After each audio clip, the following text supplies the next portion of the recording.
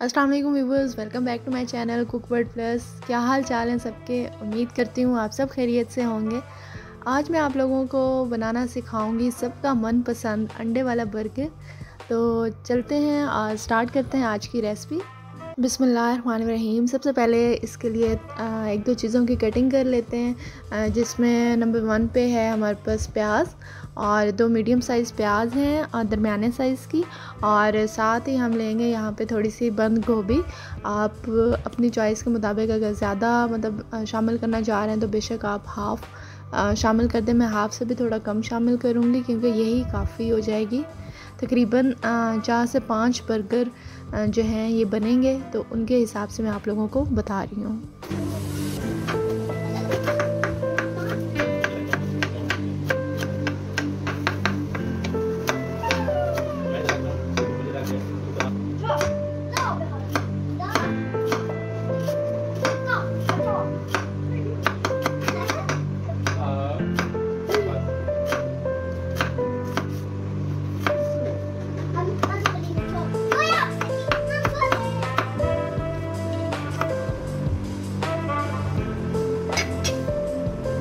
Cutting अच्छे से मुकम्मल हो चुकी है। अब नेक्स्ट स्टेप क्या करेंगे कि 4 चिकन शामी कबाब लेंगे, इनको अच्छे से फ्राई कर लेंगे।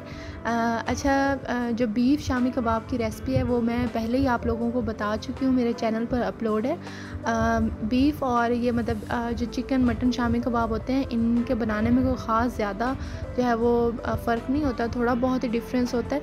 तो इंशाल्लाह बहुत जल्द मैं आप लोगों को चिकन शामी कबाब की रेसिपी भी बनाना सिखा दूँगी। अच्छा, टाइम मेरे पास थोड़ा कम था, जिसकी वजह से मैं जो है चिकन शामी कबाब घर पे नहीं बना सकी, इसलिए मैंने जल्दी में जो है ये सब रेसो वालों के कबाब मंगवा लिए और इन्हीं को फ्राई कर रही हूँ। यहाँ पे मैं एक और बात आप लोगों को बताना चाहूँगी, बहुत ही कॉमन सी बात है, लेकिन ज़ाहिरी बात है जिन लोगों ने कभी इस तरह की चीज़ ट्राई नहीं की, नहीं बनाई या ख़रीदी नहीं है, तो उनके लिए तो नई बात होगी।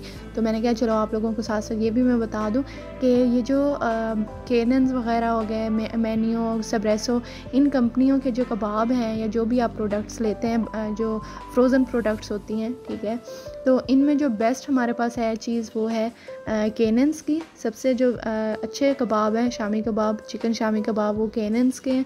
और फिर जो है मेन्यू के आ जाते हैं, और सबरेसो के जो हैं 50-50 हैं, मतलब कोई ख़ास बुरा टेस्ट भी नहीं है और बहुत ज़बरदस्त टेस्ट भी नहीं है। आप इनको भी अगर लेना चाहें, टेस्ट करना चाहें तो कर सकते हैं।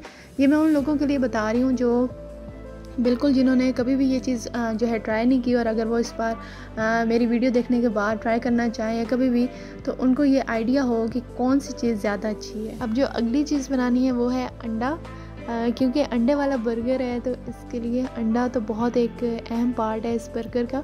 तो इसको बनाने के लिए जो है आपको कोई ज़्यादा इंग्रेडिएंट्स शामिल करने की ज़रूरत नहीं है, बिल्कुल सादा से अज़्ज़ा, सिर्फ आपने इसमें हस्बे ज़रूरत नमक शामिल करना है। इसके अलावा पिसी हुई काली मिर्च 1/4 चम्मच, 1/4 टीस्पून हम इसमें शामिल करेंगे। इसके अलावा इसमें हम पिसी हुई लाल मिर्च पाउडर वो इसमें शामिल करेंगे, तकरीबन 1 टीस्पून। ये फिर वही बात कि आप लोग जो है अपनी चॉइस के मुताबिक, जिस तरह आप लोगों की अपनी पसंद होती है, अगर ज़्यादा स्पाइसी चाह रहे हैं और या कम स्पाइसी चाह रहे हैं तो आप उस हिसाब से मसाला जात जो है वो कम ज़्यादा कर सकते हैं। और जो अंडे हैं वो भी मैंने यहाँ पे 4 से 5 लिए हैं, क्योंकि वो फिर अंडों का साइज़ देखना पड़ता है। अगर ज़्यादा बड़े अंडे हैं तो 3 से 4 भी काफ़ी हैं, लेकिन अगर थोड़े छोटे साइज़ के अंडे हैं तो आप 4 से 5 शामिल करें। अब नेक्स्ट है कि अंडा बनाना किस तरह है। खैर, अंडा बनाना तो सबको ही आता है, सादा जो है ऑमलेट या ये अंडा हर कोई बना लेता है, लेकिन कुछ शहज़ादियाँ होती हैं जिनको अंडा बनाना भी नहीं आता। तो ये उनके लिए मैं बता रही हूँ कि आपने पैन में थोड़ा सा ऑयल शामिल करना है। अच्छे से जब इसको गरम कर लें ऑयल को, पैन अच्छे से गर्म हो जाए तो इसमें अंडा शामिल कर दें।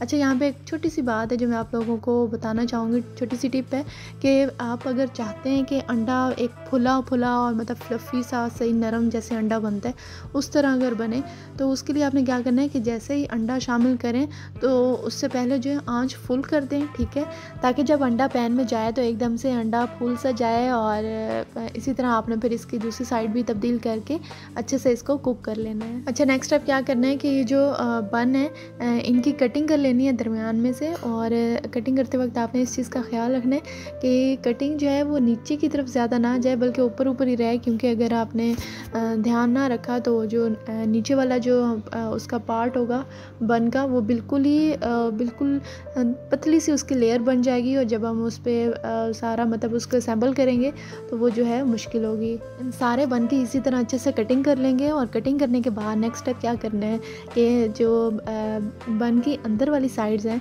इनको आपने तवे पे हल्का सा सेक लगवा लेना है।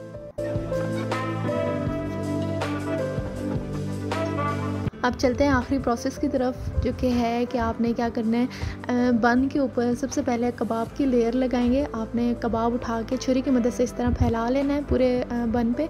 और इसके बाद जो है इस पर प्याज रख देंगे और प्याज के बाद बंद गोभी आप। अच्छा, ये दोनों चीज़ें जो हैं आप अपनी चॉइस के मुताबिक ज़्यादा कम कर सकते हैं। मैंने एक मुनासिब मिकदार में यहाँ पे इनका इस्तेमाल किया। और इसके बाद जो है इस पर टोमेटो केचप हम लगा लेंगे।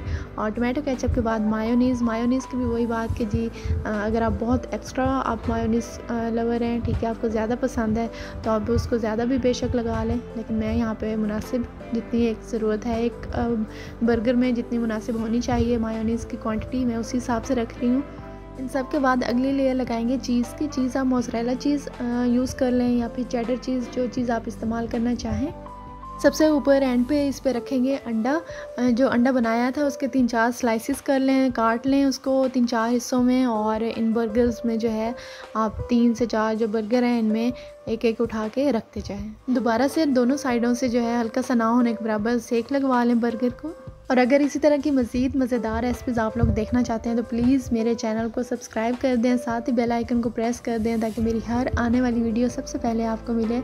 और इस तरह बहुत ही लजीज अंडे वाला बर्गर तैयार है। यकीन करें बिल्कुल इसका जो टेस्ट था ओरिजिनल, जैसे हम बाज़ार से ख़रीदते हैं अंडे वाला बर्गर, शामी उसमें रखा होता है और अंडा, और बिल्कुल वही टेस्ट बाज़ार की तरह बिल्कुल साफ़ सुथरा आप जो है इसको घर पे बनाएं, बहुत ही ज़बरदस्त टेस्ट आएगा। इसी तरह आप पूरी रेसिपी को बीच में स्किप ना किया करें, पूरी रेसिपी देखा करें ताकि आप कोई भी स्टेप जो है वो आपका रह ना जाए, आप उसको एग्जैक्ट फॉलो किया करें। तभी आपकी जो चीज़ है आप जिस तरह बनाना चाहते हैं या जिस तरह मैं आप लोगों को बनाना सिखाती हूँ बिल्कुल ओरिजिनल चीज़ आपकी है बनेगी, ओरिजिनल टेस्ट होगा इंशाल्लाह। और अगर आज की वीडियो आप लोगों को अच्छी लगी है तो प्लीज़ इसको लाइक कर दें और मुझे कमेंट्स में भी ज़रूर बताया करें कि आपको मेरी रेसिपीज़ कैसी लगती हैं। मैं अपनी तरफ से तो पूरी कोशिश करती हूँ कि बहुत ही सादा लफ्ज़ों में और बिल्कुल एक फ्रेंडली माहौल में आप लोगों को मैं मज़ेदार रेसिपीज़ बनाना सिखाऊं। तो बस इसी तरह मुझे आप सपोर्ट करते रहें, मेरे चैनल को और मेरी वीडियोस को देखते रहें। मुझे अपनी दुआ में ज़रूर याद रखा करें। इंशाल्लाह अपनी एक और नई मज़ेदार वीडियो के साथ दोबारा हाज़िर होंगी। तब तक के लिए इजाज़त दीजिए। अल्लाह हाफ़िज़।